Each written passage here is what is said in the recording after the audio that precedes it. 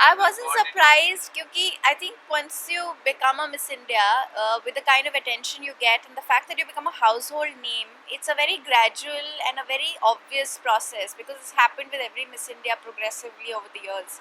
So I wasn't surprised when I got movie offers, but yes, I wasn't sure whether this is it. And I remember thinking to myself that okay, I'm getting an opportunity here. I much rather try it out and regret it than not do it and not know what it's like and regret it for the rest of my life.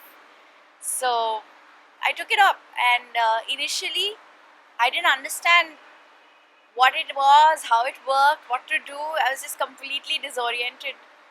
But as you learn and you grow, you make lots of mistakes, and then you suddenly start developing a comfort level and understanding what this medium is and what it is exactly your role in it is. And I think I'm learning now and I'm understanding better, and I think that comfort is more apparent on screen today. Absolutely.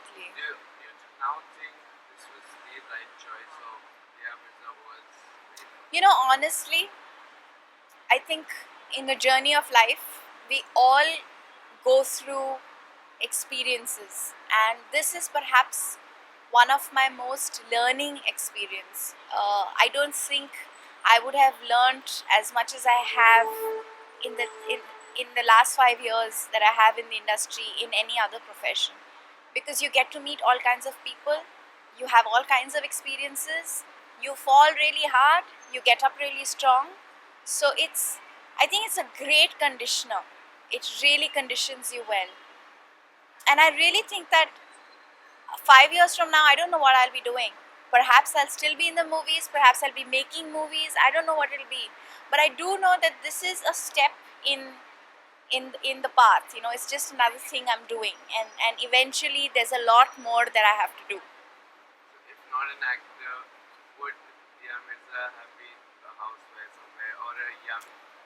I don't think I would have. I would love to be a homemaker. I would love to be a wife. I'd love to be a mother. I can't wait to have my own children. I think the most incredible thing for me would be to have my own baby. At the same time, I don't think I would be half as fulfilled if I wasn't doing more than that. It's important for me to feel at the end of the day that 24 hours have been utilized in a fulfilling manner, and I've done something that has been progressive, and I've learned something from it, or I've done something for somebody. I would be teaching or probably doing psychology or law, but I'd definitely be doing something.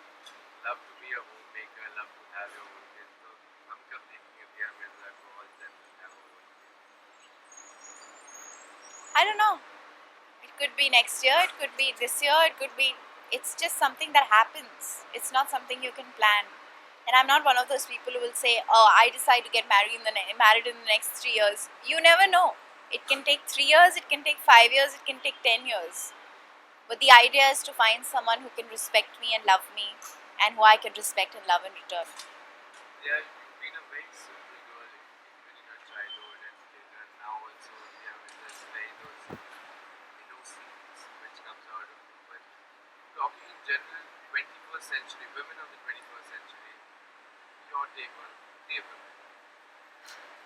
I think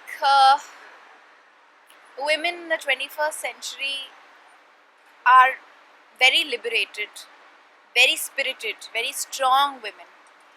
Um, they're very, very conditioned to life.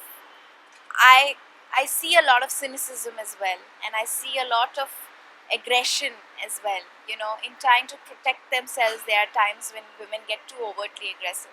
And I think the most beautiful thing about a woman is her strength and her vulnerability.